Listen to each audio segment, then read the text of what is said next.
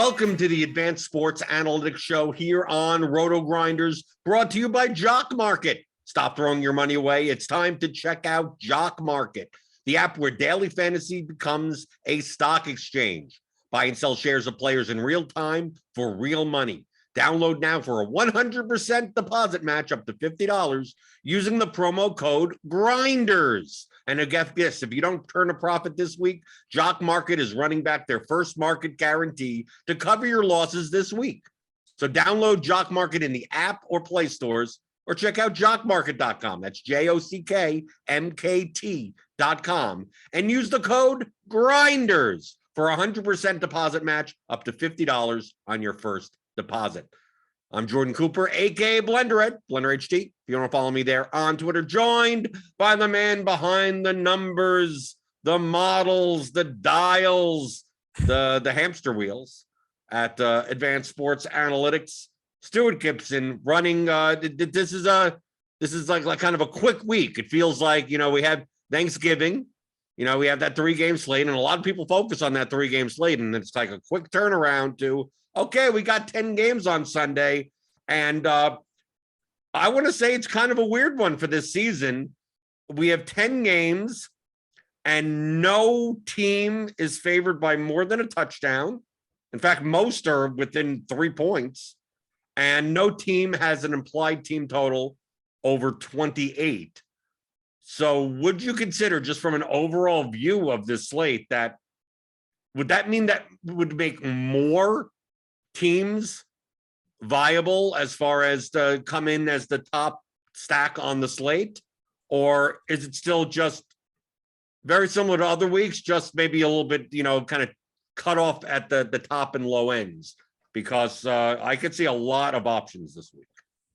Yeah, we're getting a handful of teams that are coming in as positive ROI. No any one team standing out as like just a massive kind of clear cut,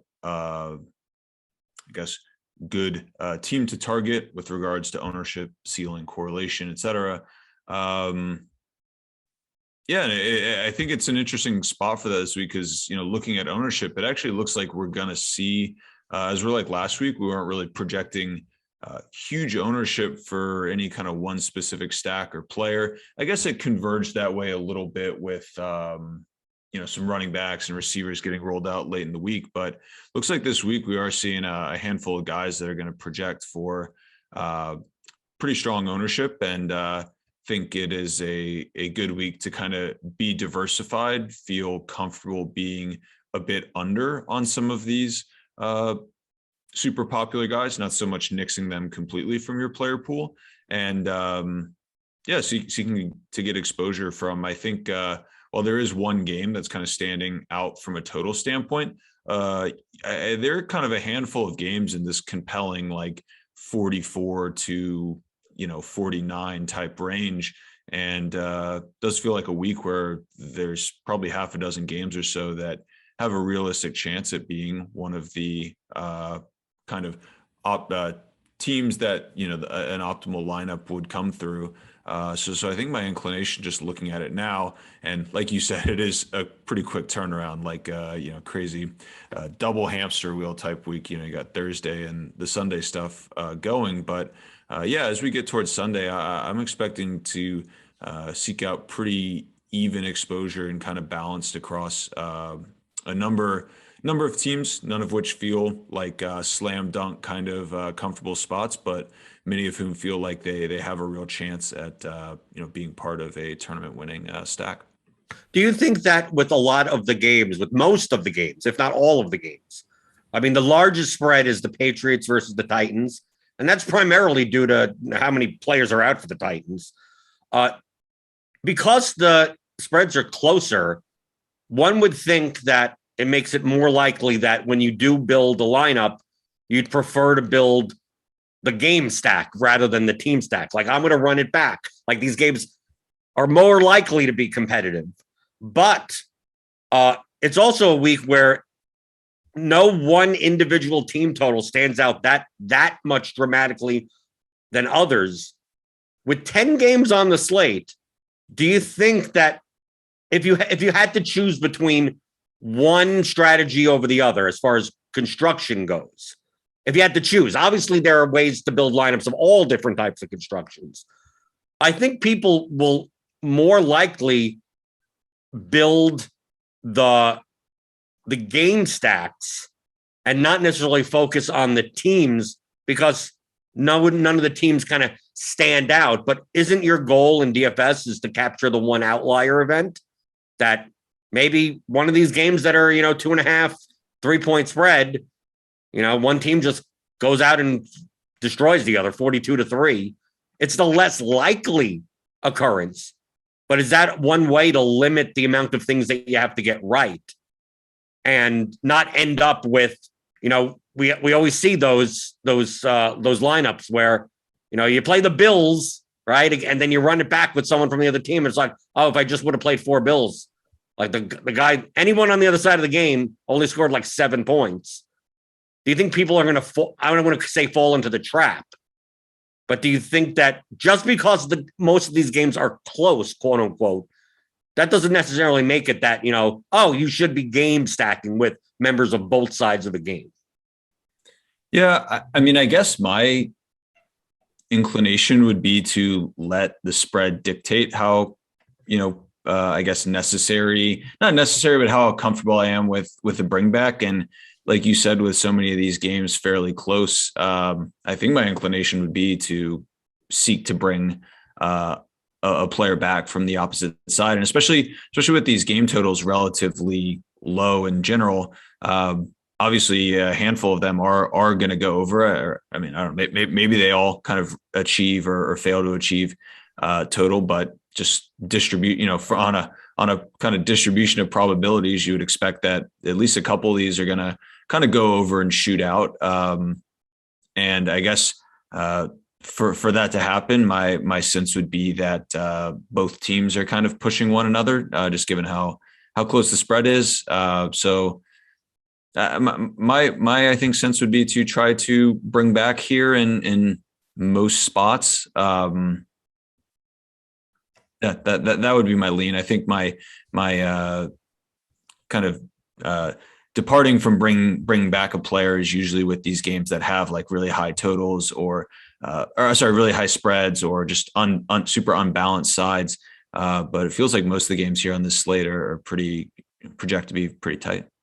Right. My thinking behind this on the other end of the spectrum is that with no team that has that high of an implied team total, like ridiculous. I mean, yes, we have the Bucks. We'll talk about that game with them 28 implied team total.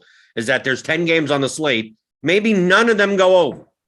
Like, I mean, significantly enough. I'm not talking about, the game that was 47 won 49 points, and that's an over. I'm talking about go significantly over, that it's more important to grab like the 3 or 4 the one-offs that are the ceiling outcomes than the one game that goes off. Because when we have 4 games that have like 52 plus totals, it's like, well, I'll just stack one of these games and most likely those ceiling scores are coming from these games.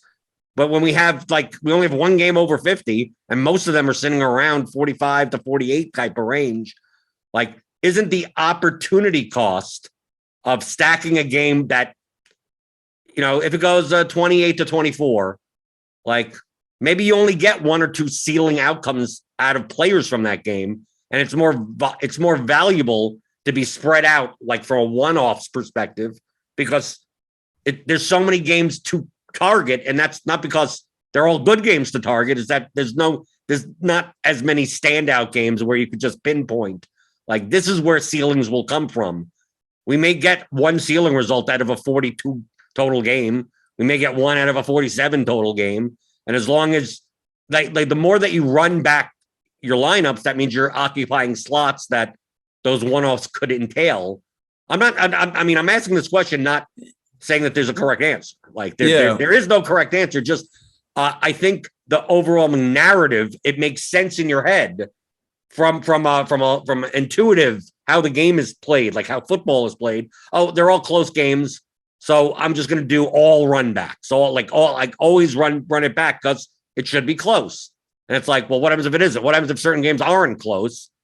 And since they are close, who says the underdog is the one that blows out the favorite? I mean, like because it's close, actually it's higher variance because the team, like you could take a look and you go, oh, Chargers, Broncos. It's like, oh, I'm going to stack like, who says the Broncos just don't go out and win 35-10? And like, it's supposed to be a close game, but maybe you play 3 Broncos and no Chargers, or you play a one-off from one game and a one-off from the other game. And like, I just see that when everything is more even, I think the field assumes that, oh, okay, now I could stack. Like I want, instead of playing 3 game stacks, I'm going to play 7 game stacks. Instead of thinking in game stacks, say I'm going to play 5 teams and then have one-offs from like every game on the slate.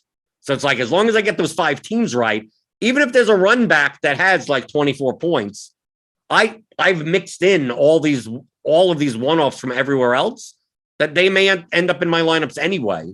So I think that the field is going to maybe slightly overreact and say, well, I'm just going to, if I play the Rams, I got to play Devontae Adams in that lineup, instead of like, well, who says some other 7K, 8K receiver isn't good in another game? And he's the only one that goes off. And it's like now you're pigeonholing yourself because the games are quote unquote close. Like I take a look at, and we'll talk about it, that Rams Packers game. And to me, I view that as the least appealing game on the entire slate. And I think some people if you're going to play that game, they're going to start stacking and then you basically use all their money. And it's like, maybe you're just better off just taking one-offs in that game.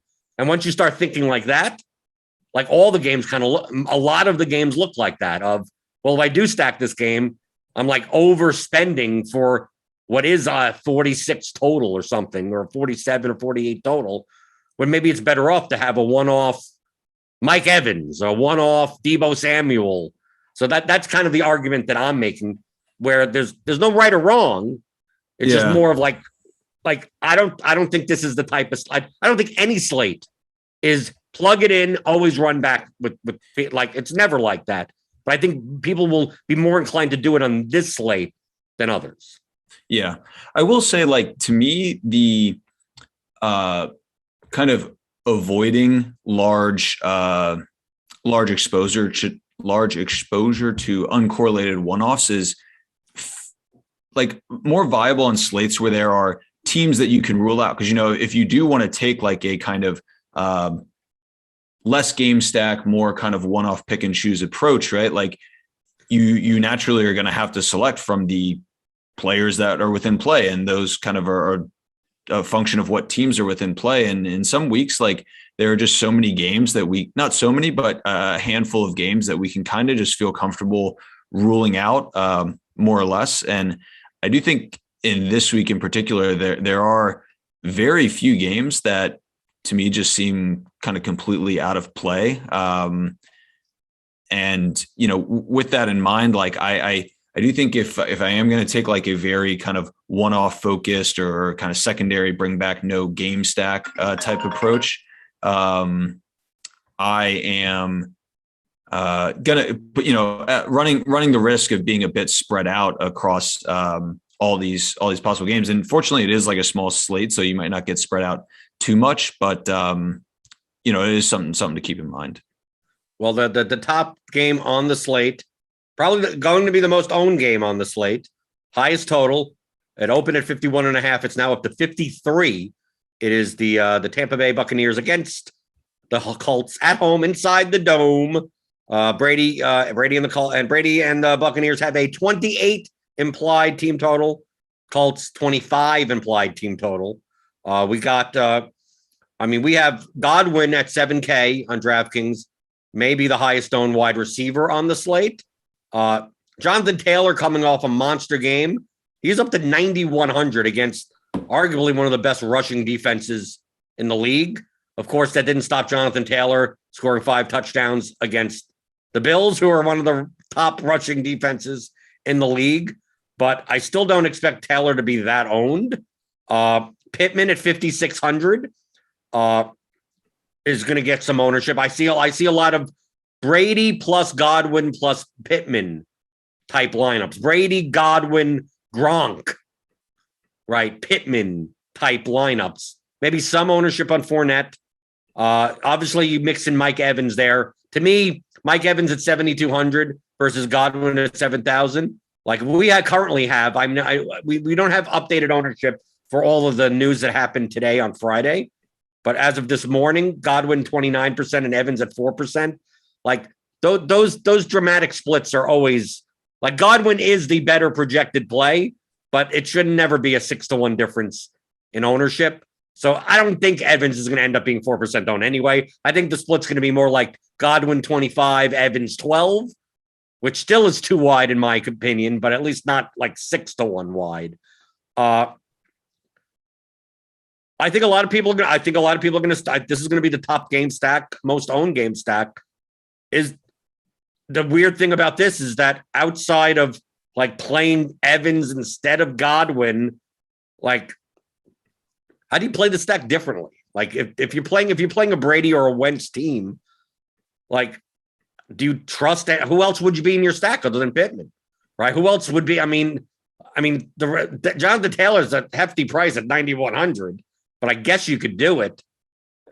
To me, I almost feel like I'd rather fade the Bucs. I'd almost, only because of how they could spread the ball around. I know Antonio Brown is out, but you have Godwin, you get Evans, and you have those the tight ends, which is not just Gronk. They got Braden Howard there. Tyler Johnson will mix in. Scotty Miller may be back. He'll mix in. And Brady has no problem throwing to anyone. So the Buccaneers could put up 35 points. Brady could still have a good game. Fournette could have 2 rushing touchdowns. And you're sitting there with Brady throwing 280 and 3 touchdowns. And all 3 touchdowns go to 3 different people. And like the highest scoring wide receiver has like 18 points.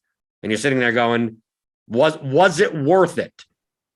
And with the ownership that the Buccaneers are going to have, does that kind of make sense? That stacking this, I'd almost rather not play anyone from the game if I'm going to fade it and then if I'm going to play someone from the game, I'd rather, it's one of those games where if the Bucs do well, the Colts probably do well also. Like in that scenario that they put up 2 or 3 touchdowns.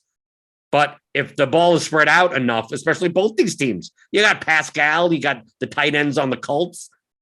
It just seems like the field may not acknowledge how spread out these offenses could be at times.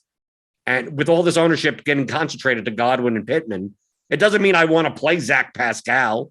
Doesn't mean I want to play Cameron Braid or anything like that. But maybe that's how the game gets to a 53 total. But from a DFS perspective, just it's spread out enough that the game kind of fails as a game stack because it's all spread out.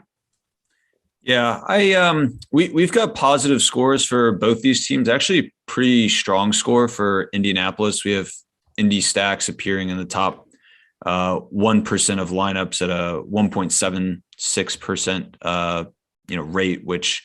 What do those stacks look like? I mean, what it would be Wentz, Pittman, what? I mean, what? Yeah, so like Wentz, Pittman, Mo Alley Cox, Nyheim Hines, Pascal, just I guess sprinklings of these guys that don't project well, but are very cheap and essentially a touchdown for many of these guys. And Hines, I guess he doesn't really have much rushing touchdown equity at this point. They're using Taylor almost exclusively at the goal line, but a receiving touchdown for many of these guys, could vault them into tournament winning contention.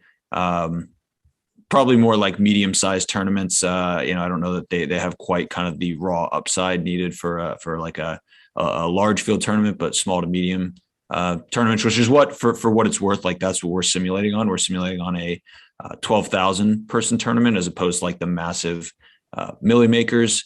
And then I think also single stacks are relevant. Wentz, Pittman, and if you have Pittman, probably avoiding like another high ownership guy like Godwin, but I think, Evans makes a ton of sense as kind of the lower projected, but lower ownership play. I think that's kind of what those positive stacks might look like. And the running backs are natural negative correlation to the ownership of those stacks. Like if Taylor and Fournette or Fournette have big games, it's almost definitely coming out of the ceilings of the higher owned players, right? If Taylor has 3 touchdowns, Pittman's not going to have a snowflake. And I much rather play Fournette because Fournette catches balls out of the backfield. So I think his ceiling, I mean, obviously Taylor does also, but he's 9,100 for crying out loud. So I could see myself on DraftKings playing a lot of Fournette and less of Godwin and just playing them as standalones. Just go, maybe the running backs get there. Leonard Fournette has 100 yards rushing, 2 touchdowns. That'll take away from Brady. That'll take away from Godwin, Gronk, Evans, all those guys. It almost feels like I'd rather play Fournette as a one-off than play Godwin as a one-off. It feels like at his ownership that he's probably going to be the most high-owned wide receiver. That we have plenty of guys in his price range. That why do I want to play a 25 to 30% off one-off 7K wide receiver in a game that I believe the other players in the game are much more correlated to each other? Yeah. Would you feel comfortable with like a Fournette Pittman bring back? I guess. Well, obviously Pittman's owned also. I mean, that's the problem in this game is that the 2 best pieces are both high owned. It's not one of these games where one guy is high owned and then the other side of the game kind of is even ownership, right? You get okay, well, this guy's going to be 15% owned. This guy's going to be 13% owned. This guy's going to be 10% owned. It's kind of like, nope, Godwin, Pittman. That's what people like. If you're going to run it back with anyone on the Colts, it's going to be Pittman, right? Yeah. So how do I end up if I play Fournette? All I'm doing is I'm just adding a high owned player with Pittman. It's like I could have just played Godwin as a one-off at that point, right? Yeah, but I don't expect Fournette to be quite the same ownership kind of relative to his positional group as Godwin. Yeah, right? But my attitude is that if Pittman hits a ceiling, the game is more likely to be shooting out more, which gives the ceiling to Godwin, which I don't have in my line. Like the whole point of rostering the running backs is that the running backs suck the life out of the game. Yeah, that's true. I mean, I guess my feeling with Fournette, just given the pass game role that he has, I could see him getting value without grinding out the game, slowing down the game in a massive way. If he kind of just vultures touchdowns at the goal line and is productive in the pass game role. I'm not against it. I'm just saying that the whole purpose of rostering a running back in this game is to to play the game while fading the game. But I mean, it's obvious that the best pairing is Godwin and Pittman, and playing one of the quarterbacks in the game. We're not saying that projected wise that is the best thing to do. But our goal in GPP is not to play the highest projected lineups. It's to play the most profitable lineups. And I think that on the current ownership, I think this game is going to be overowned. Got it. Yeah, I'm inclined to agree with you. I think, like I said, getting positive scores from us, but it is going to be, very, very high ownership because it's just, so clearly kind of the highest total game. Okay, so other games on the slate, what other games on this 10-game slate would you consider to be a plus, meaning that you believe that the game stack is above expectation compared to its ownership? Yeah, so I have one game with both teams showing up as pretty good positive scores. That's Philadelphia at the Giants. Just one of these middling total games. There's kind of a half dozen or so in kind of the 44 to 46 range. The Eagles kind of skew run heavy, so it's not like a conventionally great spot where I kind of expect both these teams to be playing super fast or anything. But we have it scoring as kind of a positive expectation spot. Both quarterbacks have rushing upside, which I think is always kind of a nice plus. So that's a spot that I'm looking to. I agree with you. This is one of my plus spots also. Based on Daniel Jones' last game, I think people are going to definitely stay away from him. We got a bunch of injuries on the Giants side. Every week with the Giants, there's always like two guys injured, and it's always two different guys. So we've got news today that that Shepard is out. Tony is doubtful. Barkley is questionable. But what this does is it just eliminates players that you have to play with this. I prefer the Giant side of this. I prefer Jones, Golladay, Engram, or Slayton, something like that.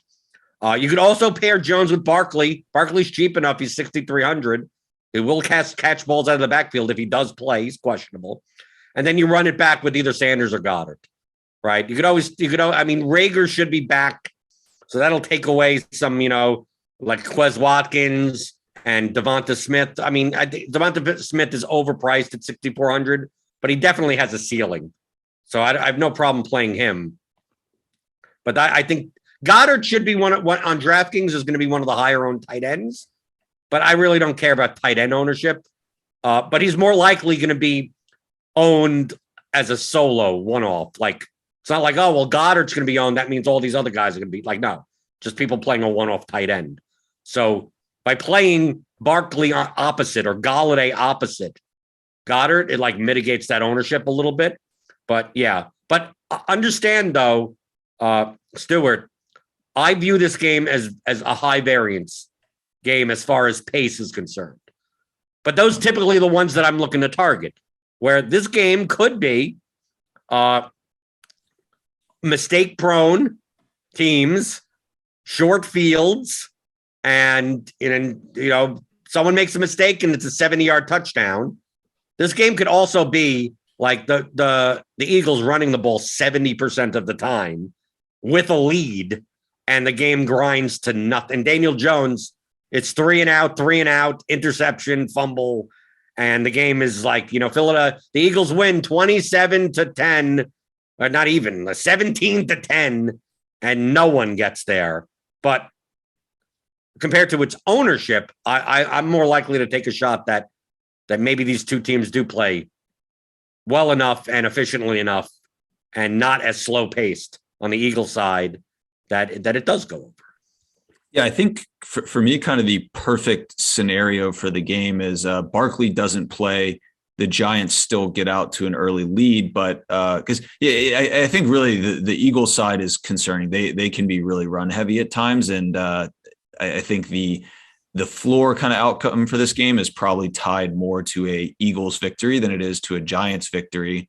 Naturally, I tend to like, except for, teams like Tampa Bay, Buffalo, and Kansas City. Like, I think teams playing from behind can be good. But, I could see circumstances where if Barkley's out, the Giants still might skew more pass heavy, even if they're ahead, just given kind of the personnel they have. So that injury will be something to keep an eye on. It's interesting. Like, usually we have kind of a handful of teams that we tag as like high variance games. It feels like many of these games. Well, I think the ones that I'm quite interested in there's really 3 that I have pegged as like high variance games. I think this is a week where kind of the high variance games are appealing. And I would like to just kind of take a shots on a smattering of these games. And okay, so what are the other 2?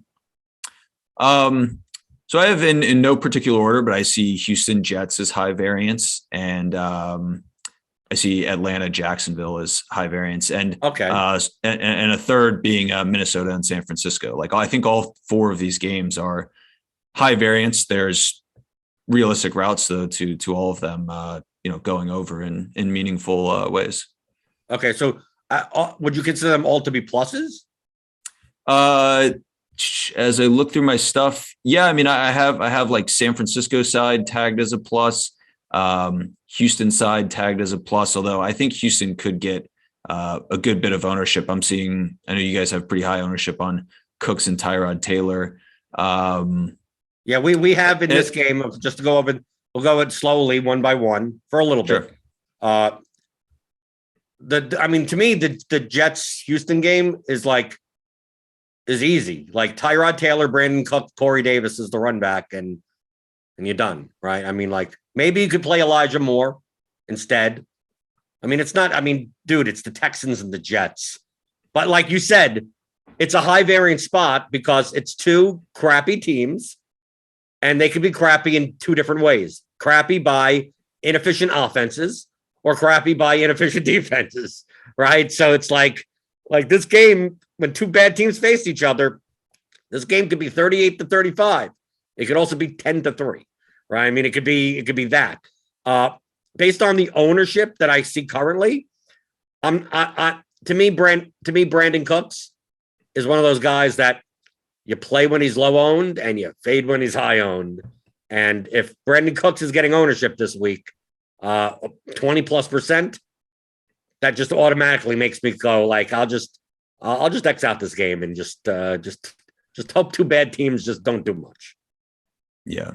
Yeah, we have, I'm just looking at our ownership ratios, and we have kind of meaningful gaps between Taylor and Cooks in ownership. And yeah, I think that makes like a lot of sense. If our simulations had Taylor and Cooks at the level you guys have, I could see this, that being a real big pivot on how this game sims out. And that might change as kind of the week goes on. And I have to update tonight for injuries anyways, and we'll see kind of how ownership projections and our simulations come out with that game. But yeah, I'm seeing at the levels you guys have. I mean, Taylor is, I think, one of the top 5 quarterbacks, top 5 ownerships at QB, and Cooks is, I remember, quite high also, probably top like five top or 5. So. Yeah, like that. It's like high. We have typically talked on the show about high variance in kind of a good way. But when you get high amounts of ownership on high variance, it's potentially a good spot to essentially roll the dice on all of that ownership just getting completely busted on variance going the negative way. We've mostly talked about being on under-owned high variance games at the opportunity to get, exposure to kind of the positive variant outcome. So yeah, I can see where projected ownership is going to make, I think, a big difference on how you view this game. Right. And also with all the news that's coming out even today, possibly tomorrow, like these ownership numbers are going to change somewhat. I mean, like especially on the short week. I'm not talking about short week for the football teams, but short week for DFS content. Like a lot of people that consume content, like they've consumed stuff for Thanksgiving. Isn't that like we get a lot of times on a normal week of DFS where people like on Tuesday are already like kind of anchoring to certain players and certain teams. And then as the week goes on, it's like, kind of that ownership gets a little bit like a little bit encrusted into the consciousness. And then stuff happens Friday and Saturday and that kind of moves. Here, it almost feels like on a Friday afternoon, it feels like we're doing the show on like what it would be a Wednesday on a normal week. Where it's like, we have projected ownership, but I'm not necessarily sure where a lot of the subjective psychological bias is going to go because most people have been focusing on Thanksgiving than on this slate. The game that I have to target the highest, and it's not going to be an unpopular game, but I think it's going to be, I think it's as good as Tampa Bay, Indianapolis, but won't be as high owned. So it's still going to be owned. And that's going to be Chargers Broncos playing Justin Herbert plus Allen, Williams, Cook, Eckler. And you could even, I don't know about the Bridgewater side, but I mean, you have cheaper pieces. You have Judy, you have Fant, you have Sutton.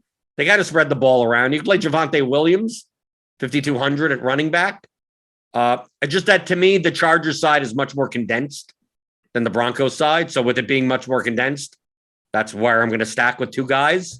I mean, Jared Cook, sometimes he gets there and sometimes but if you're going to stack Herbert, I just think the Herbert stack, people are just going to gravitate to Godwin, gravitate to Pittman, play Brady, that type of thing.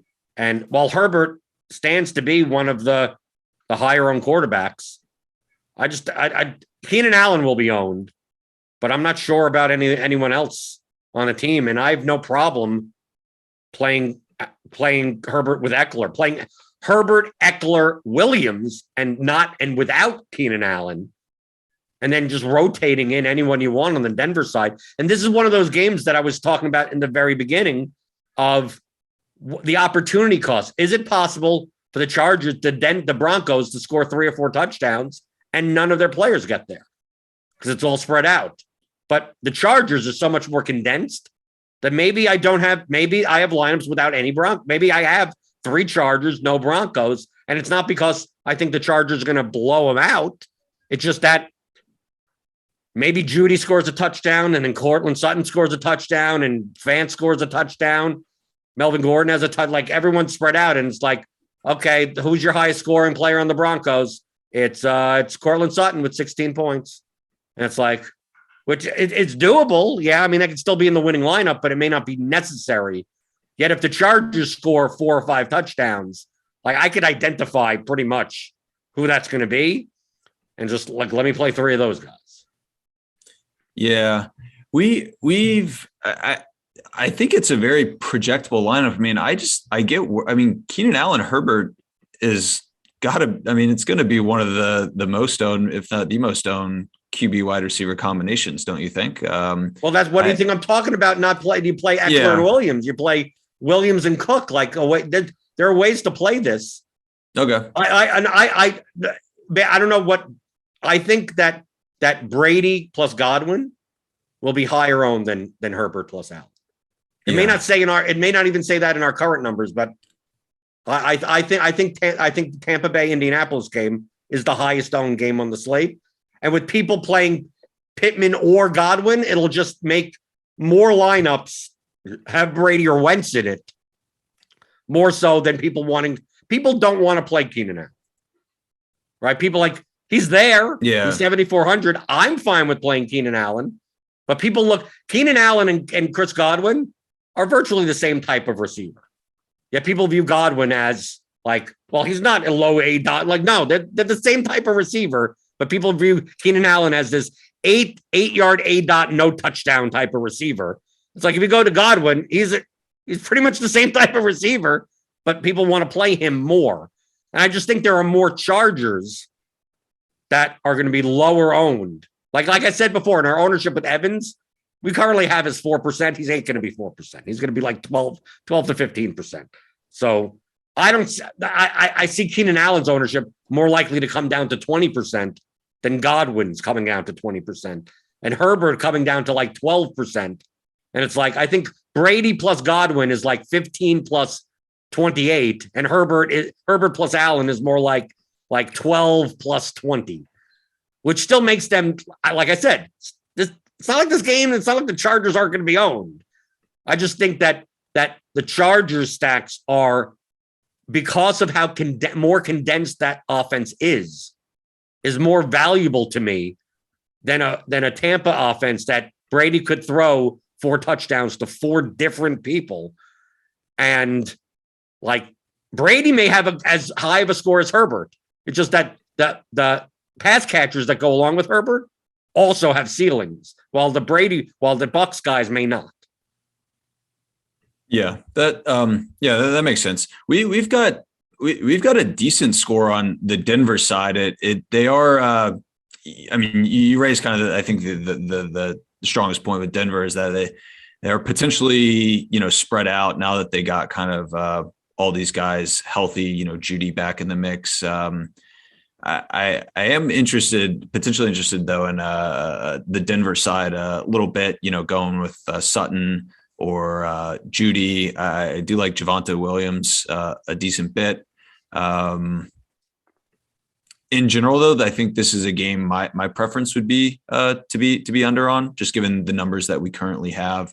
I suppose if you are going to kind of go the Los Angeles side, I do like the Eckler Herbert combo. That's been kind of a running back QB combo that I've been playing a good bit this year, and it has it's gotten off to a good start in a few games, but has yet to, at least the weeks that I've played it, like really hit in a big way.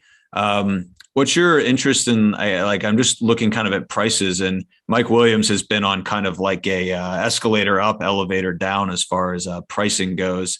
It seems like 5,700. I'll play him. Give it to me. Yeah, I wasn't playing him at 7,600, but at 5,700, I'll do it. Yeah. Earlier this year, I think, people were licking their chops at, or would have licked their chops at kind of a cheap Mike Williams, but he got priced up pretty quickly, but now he's fallen back down, and, his role has been on a bit of a decline, but that could be, I think, a viable spot. You said one of the games that you had as a plus, I have as a minus, is the Falcons Jaguars game. Okay. Okay. What are your thoughts on this game? Because like, I don't think it projects well. And I mean, really, do you want to play Matt Ryan and Trevor Lawrence? I mean, like, yeah, I guess I see like the Jaguars is like, yeah, I can understand playing James Robinson. I can understand maybe playing a Jacksonville receiver one-off. But to pair these guys together, based on the projections that I'm seeing currently, it doesn't stand out as to me. I view the Jaguars as they could throw to 8 different people. Why am I taking Trevor Lawrence? Then I look at the Falcons, and all I know that this season is anytime you trust the Falcons, your bankroll disappears. So like they don't even project that well either.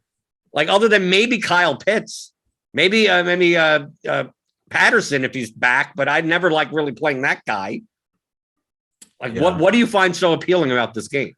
So I'm looking at like our simulation score now, and they aren't showing up super great. But I think like Jacksonville is just a defense that I like to attack. No Ridley, so I think Atlanta's offense can project to be a bit more condensed around like Pitts and Gage. The game has a respectable total. I think both defenses can be exploitable. So that's kind of what I was looking at. Mostly seeing Jacksonville as a defense to attack, and especially with a more condensed offense than usual. Is it really that condensed? They throw to Zacchaeus, Tajay Sharp. They got multiple running backs. Patterson, because also when Patterson plays, he comes out of anywhere. I mean, like he's a anywhere position guy. I don't know.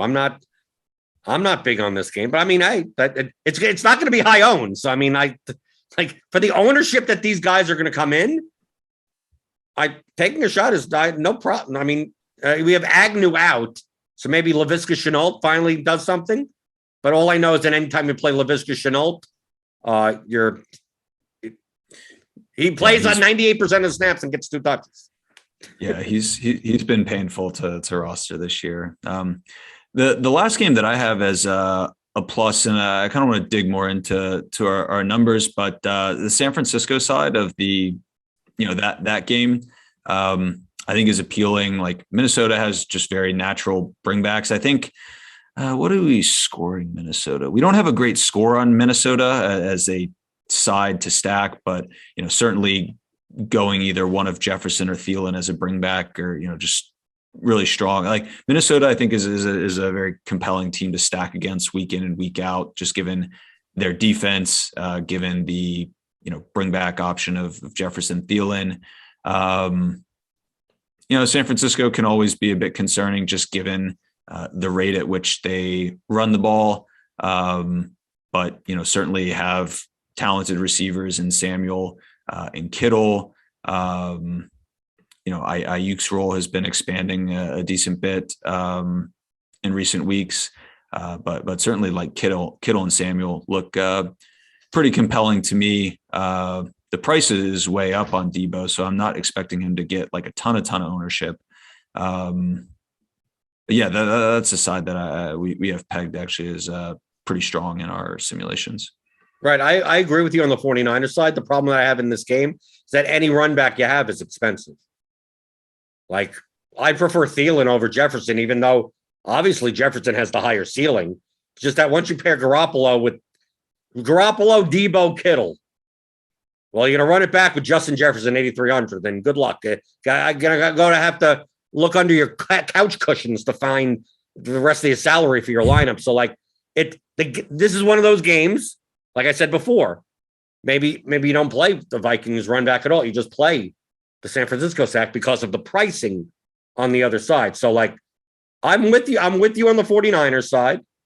And it's not, and the Viking side is going to be low on. I mean, it's not like they're going to be owned. It's just that from a pricing perspective, what is the opportunity cost of rostering Justin Jefferson as a run back in the San Francisco stack than rostering another $8,300 level player from some other game? I mean, from somewhere else that ends up, getting there or whatever. So like, to me, that's the whole, my whole thesis from the beginning is more for games like this and games like, the Rams Packers game. I'm interested to see what you have for this, because I have this as literally the lowest ranked game stack of the entire slate. Some ownership's going to go to Adams. Some ownership's going to go to Henderson.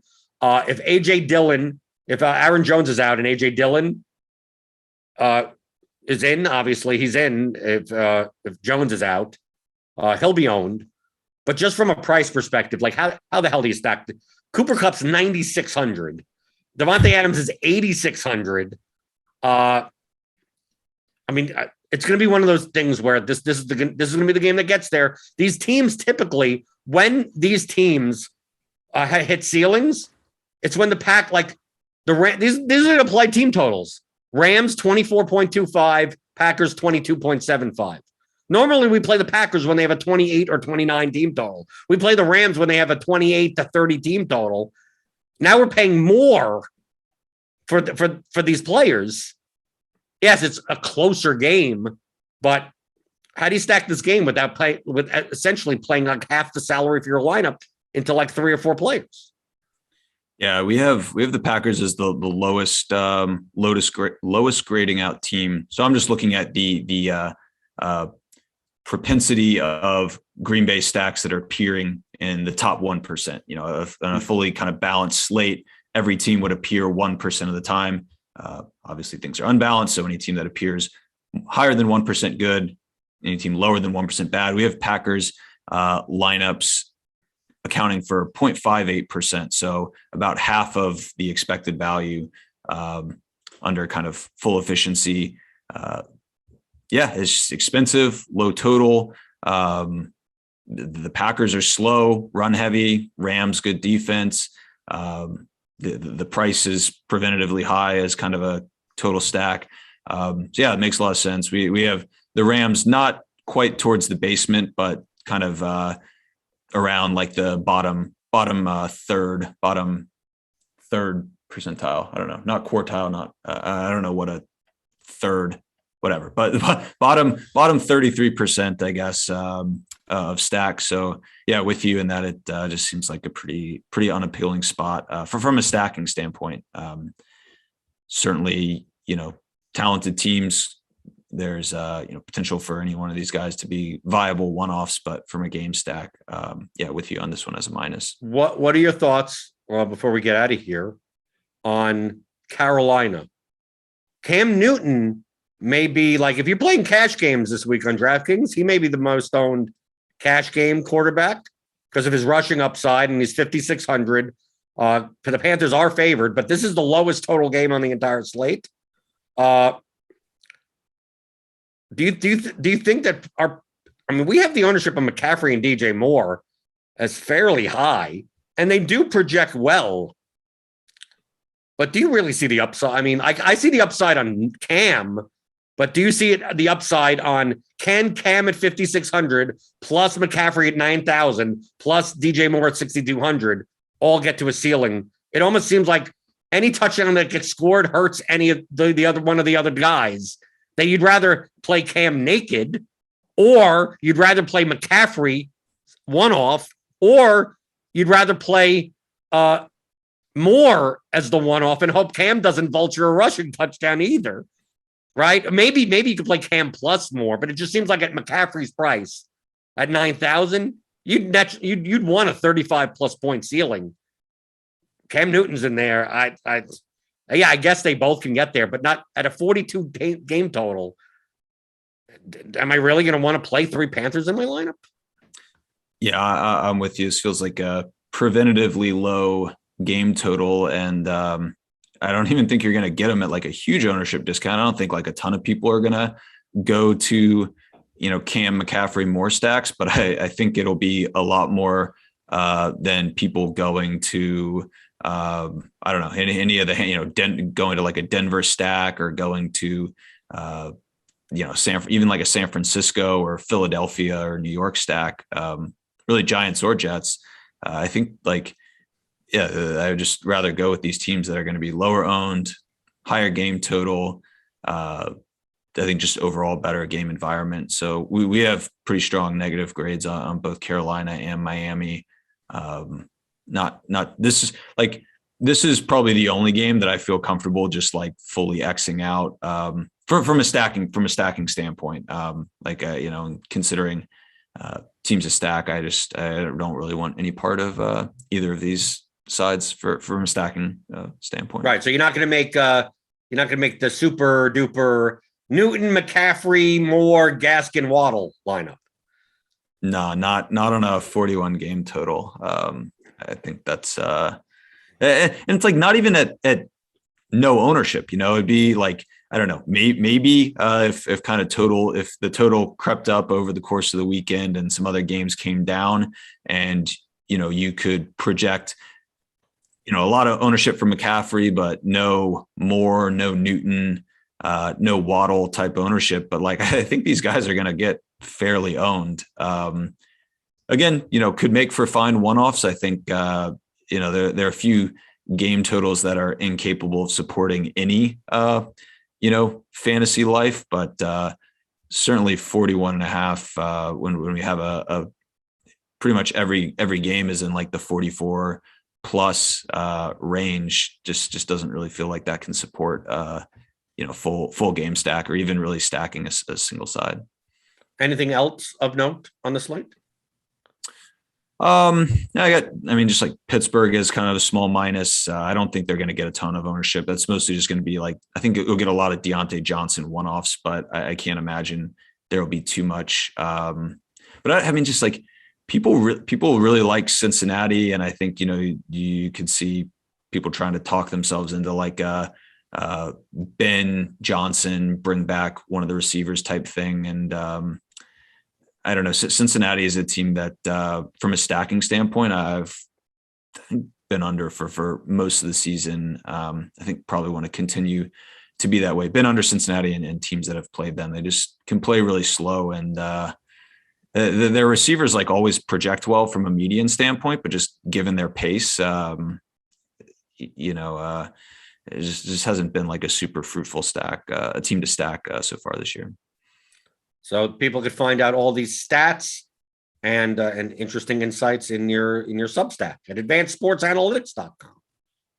Yeah, correct. Follow us on Twitter, and that's where we'll be, tweeting out, I guess, the links to the stack, whether you're a subscriber to the Substack or to the site, either or will get you access to that. And we'll release that tomorrow. Just have to, like you said, today feels like a Wednesday, and I think just catching up on kind of the injury news and notes, want to make sure we kind of have the current state of things heading into the weekend for our simulations and kind of the article that's derived from that. So keep an eye out for that sometime tomorrow morning. And that's on Twitter at AS Analytics DFS. You could follow Stewart himself, Stewart Gibson. Follow me on Twitter at BlenderHD, and feel free to like and subscribe if you're watching on YouTube. And if you're listening on the Rotogrinders fantasy football feed, go to iTunes, rate and review. It's always appreciated. So until next time, there's been another edition of the Advanced Sports Analytics Show here on Rotogrinders.com.